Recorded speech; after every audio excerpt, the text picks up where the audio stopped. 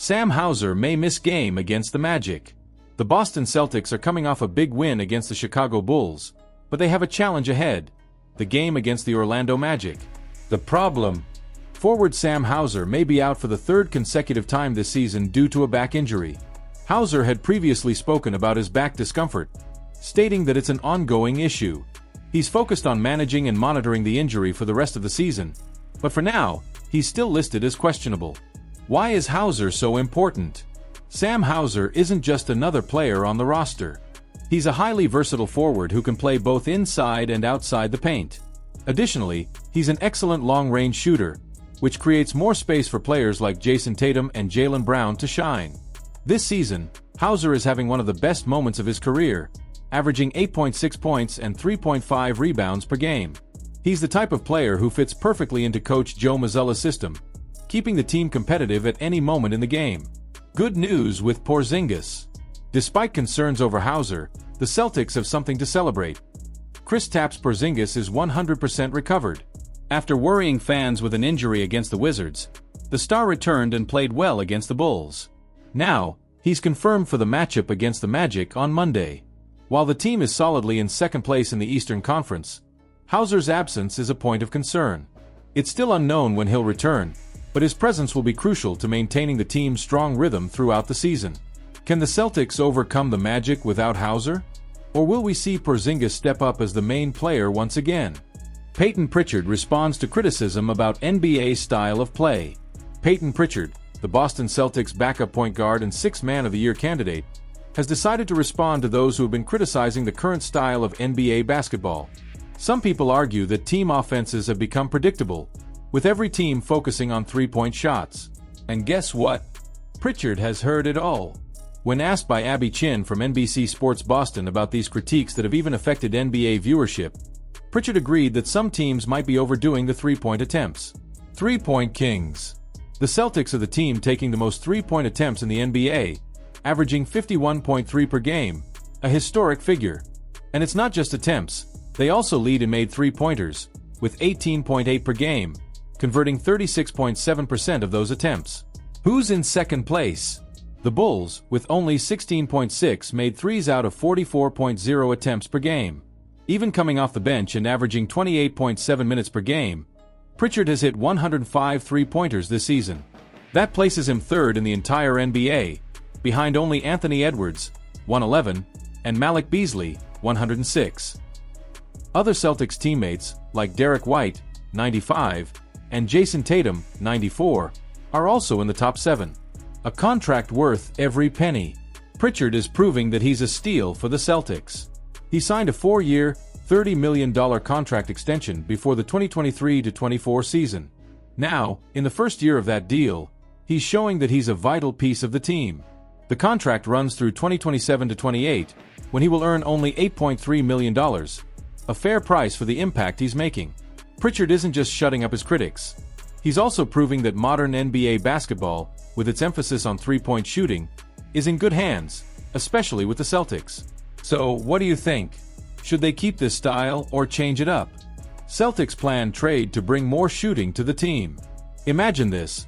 The Boston Celtics are eyeing a reinforcement to ensure they stay on top of the Eastern Conference. Even with an incredible team, they know there's always room for improvement. Why are the Celtics thinking about a trade? The Celtics have an important mission this year: to become the first team in a decade to win back-to-back championships. They've kept almost the entire championship roster, but the competition is getting tougher. Teams like the Pacers and Bucks are playing really well, and the Cleveland Cavaliers are one step ahead at the top of the East standings. And there's more. Playing at home in the TD Garden gives them a huge advantage in the playoffs. That's why securing the best position in the standings could make all the difference. The Celtics starting five is amazing, one of the best in the league. But the bench? Well, that could use a little boost. Since the team takes so many three-point shots, bringing in a player who excels from long range might be exactly what they need. The proposed trade. The Celtics would receive Josh Richardson. The Miami Heat would receive Jaden Springer and a 2025 second-round draft pick.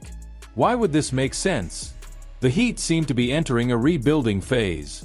With rumors of Jimmy Butler on the trading block, they may start moving valuable assets to gather young talent and future draft picks. Josh Richardson, despite only playing 8 games this season due to injuries, is known for his shooting ability and his excellent defense, including steals and deflections. Jaden Springer is a promising young player but hasn't been getting minutes with the Celtics. With the Heat, he'd get more playing time and a chance to develop. When could this trade happen? The Celtics know they have time. They'll probably make a move closer to the trade deadline. This is when the market heats up, and they can make the right decision to strengthen the team even more. So, will this trade happen? If it does, the Celtics could make sure no one stops them this season. Celtics consider trading Kristaps Porzingis in surprising proposal. The Boston Celtics are soaring this season, considered one of the top favorites for the NBA title. With Jayson, Tatum and Jaylen Brown leading a solid and talented roster, it seems the team has found the formula for success. But, in the world of basketball, not everything is as simple as it seems. What if a blockbuster trade could change everything? Though unlikely, rumors behind the scenes suggest that the Celtics might be considering their options before the trade deadline. And at the center of these rumors is Kristaps Porzingis, the Latvian giant who has been a key player for the team but also a source of concern. Why would Porzingis be traded? Kristaps Porzingis arrived in Boston bringing hopes of an unstoppable trio alongside Tatum and Brown. His ability to combine precise long-range shooting with solid defense in the paint gave the team a new dimension. But there's a catch: his injury history. Despite his contributions when healthy, the risk of losing Porzingis at crucial moments of the season always looms over the Celtics. Additionally, his $30 million annual contract weighs heavily on the salary cap, limiting flexibility to strengthen the roster in the future. And here comes the bold idea: a trade that would not only reduce these risks but also open up new possibilities for the team. The trade proposal: a 3-team deal, Celtics, Washington Wizards, and Charlotte Hornets, would place Porzingis at the center of an intriguing agreement. Celtics would receive Jonas Valanciunas, Cody Martin, Seth Curry, and a 2026 first-round pick from the Hornets. Hornets would receive Kristaps Porzingis. Wizards would receive Grant Williams and 3 second-round picks, 2025 from the Celtics, 2025 and 2027 from the Hornets. Why does this trade make sense? This trade, while bold, has some interesting aspects.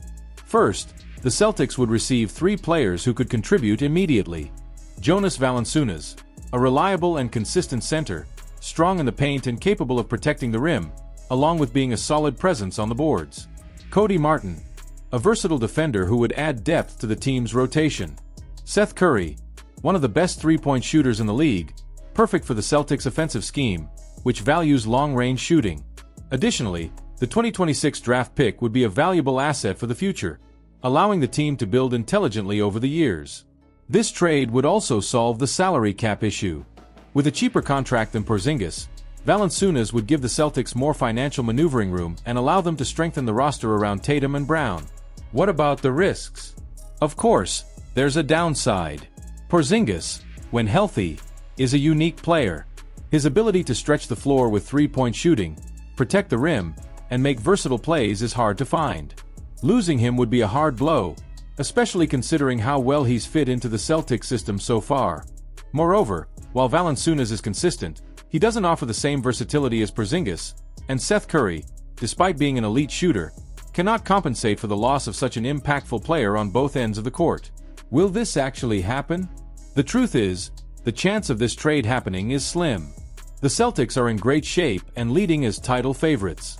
It's hard to imagine the front office making a move on a roster that's performing so well. On the other hand, this idea serves as a reminder that, in basketball, there's always room to think about the future. If something goes wrong or the need for a strategic change arises, the Celtics may consider moves like this. What do you think? Would trading Porzingis be a masterstroke or an unnecessary risk? Hey Celtics fanatics! What do you think of this news? Leave your opinion in the comments, as it's highly valued.